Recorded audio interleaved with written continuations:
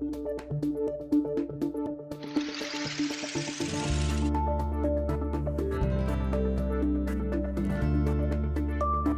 Player was built in New Zealand in 2004 and was the result of a competition to create the next one-design cruiser racer. The yacht was purchased by Andrew Lawrence in 2006 and was originally out of Royal Melbourne Yacht Squadron, but these days she sails out of Sandringham. Jazz Player has campaigned heavily on Port Phillip Bay and abroad, including Hamilton Island Race Week, countless Geelong Week regattas, 5 Rolex Sydney Hobart races, and the ORCV West Coaster. Matthew Lawrence and Matt Seton, co-skippers of Jazz Player, have been double-handed racing together since 2013 and have had their sights on doing the Melbourne to Osaka for longer than they can remember.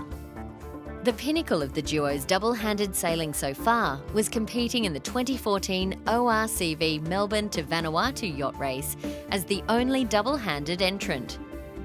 After returning from that event, the pair established that there were many mods that could be made to the yacht, and so today we find out what they've decided to do and why.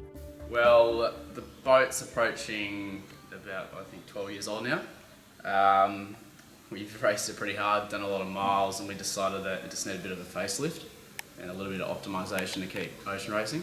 In a cruiser racer, there's a lot of gear in the boat. It isn't necessary for racing, so it's superfluous. So what we've done is we've simplified this boat and streamlined it for racing entirely. We've had the boat out in the shed since about September, and we started working on it earlier, and before that in about June, but we found it was too hard to do the mods that we needed to do while it was in the water, so we decided to bring it into the shed.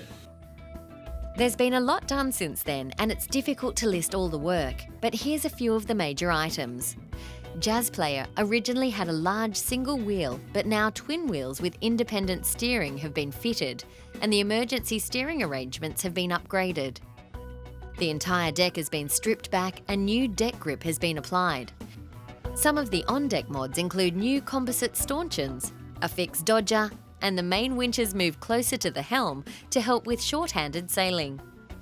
The original keel was removed and a new, deeper, lighter fin from Van Munster Boats and Fred Barrett Yacht Design has been added.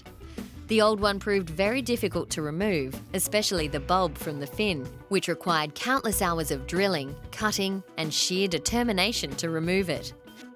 The guys now know that there's nothing you can't do if you have a drill, a saw, a sledgehammer, and add some aggressive forklift driving. The majority of modifications have taken place inside the boat, with Jazz Player being almost entirely gutted to start all over again. The guys work closely with Fred Barrett, the yacht designer, to make the interior minimalist and functional, but not to compromise the ocean strength of the yacht. The result fully utilises the space and allows room for sails and for people to move around much easier. As far as the sail plan goes, they haven't changed much other than going to hanks on the jibs, making it easier to hoist and drop short-handed. But they'll have another look at the sail plan once Jazz Player is back in the water. Through all of this, the guys decided to do the majority of the work themselves, not only to save money, but also to ensure that they know the boat back to front. The two Matts have already had some experience in the tropics on their race to Vanuatu in 2014.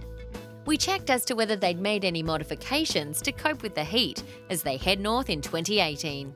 Well, hopefully the deck doesn't get too warm. It's nice and white, but I think a couple of big sombreros for both of us and plenty of sunscreen. And grow a bit more hair? And grow the beard a bit longer. I'm not sure how you're going to go with that one. I grow the hair, Matty's going to struggle a little bit. So. There's not much we can do downstairs in terms of, we can't change too much because it's a race boat at the end of the day. We can't have air conditioning, can't do those kind of things. We're going to add fans, which is about all we can do, I guess. Yep.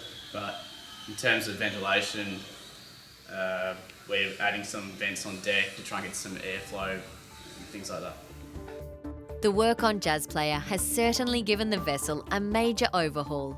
And after all their work, the team can finally see an end in sight. Well, I guess over the last 10 years of racing this yacht, we've come up with a long list of things that we've wanted to do. And I think we just finally got to the point where we had an opportunity to do it, and we've done it. So be good to get back in the water and reap the rewards.